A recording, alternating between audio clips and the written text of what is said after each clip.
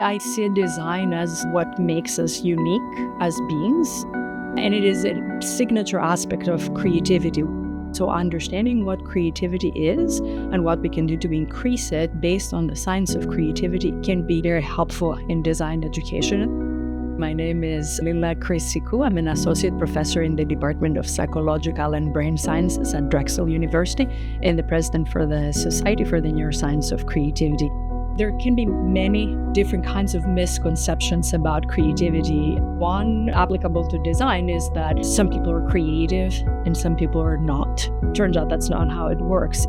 There's no special process that is associated with coming up with creative solutions. We have very concrete evidence, behavioral evidence, neural evidence that creativity engages processes that everyone has and everyone can manipulate. The entire brain is participating in the generation and evaluation of new ideas. And it seems that there is an optimal balance between what we define as spontaneous thinking or more generative thinking and more evaluative thinking in the brain while we create.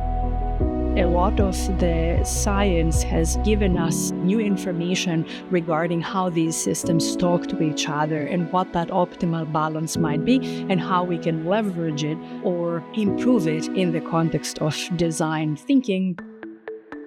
One very powerful intervention is to be intentional about being creative.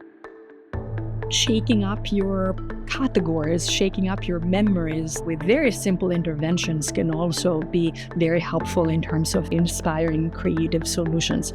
For example, thinking for 10 or 15 minutes about alternative uses for objects around you can be very helpful in terms of helping you see the world in different ways. Taking breaks or taking a nap have been shown to help, especially in cases where someone is stuck working on a problem and cannot find a really good solution. So all of these types of interventions can help support creative thinking.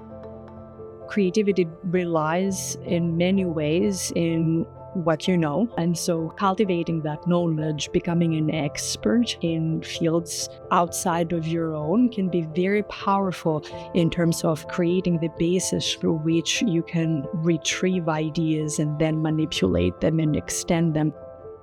All of the day-to-day problems, world problems, financial problems, environmental problems, they all rely on our ability to come up with novel solutions.